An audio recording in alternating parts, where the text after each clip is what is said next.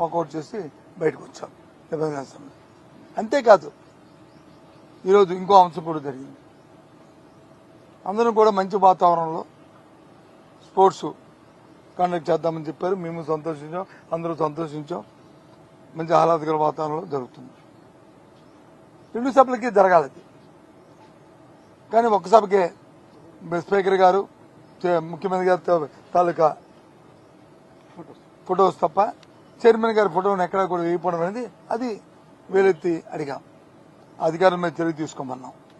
ఎవరైతే దీన్ని అలసత్వం వహించారో, ఎవరైతే దీన్ని ఈ విధంగా చేశారో అని చెప్పి అది కూడా ప్రభుత్వం తరఫున కూడా సానుకూలంగా చెప్పారు, చర్య తీసుకుంటామని చెప్పారు. చాలా సంతోషం. చర్య తీసుకోవాలి, ఎందుకంటే ఇలాంటి మళ్లీ పునరావృతం కాకూడదు, ఇలాంటి పార్షియాలిటీ ఉండకూడదు. సభ అంటే శాసనసభ కంటే శాసనసభ ఇంకా గౌరవంగా ఉండాలి. అంతే కించపరిచేట్టుగా సభాధ్యక్షులు కానీ మెంబర్లు కానీ ఎవరిని కానీ ఉండకూడదు అనేది మా ఉద్దేశం. అది కూడా వీళ్ళు చెప్పడం జరిగింది. ఏమైనప్పటికీ కూడా సభలో ప్రశ్నోత్తరాల్లో కానీ లేకపోతే చెప్తున్నది కానీ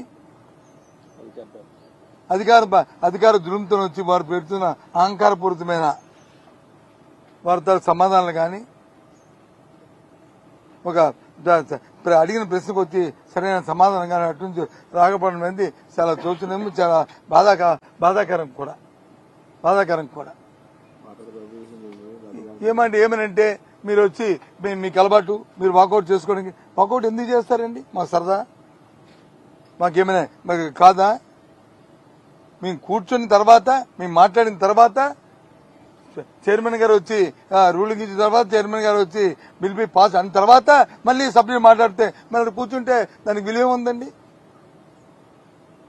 దానికి ఆలోచన ఏముందండి? అందుకే మేము సభ నుంచి వాకౌట్ వచ్చాము. కాబట్టి ఈ ప్రభుత్వానికి ఈ చట్టసభల పట్ల ఏమాత్రమే గౌరవం ఉందో, ఏమాత్రమే వాళ్ళ ఆలోచనలో ఏ విధంగా ఆలోచిస్తున్నారో మరి రాష్ట్ర ప్రజానికి చూడమని చెప్పి కోరుతున్నాను.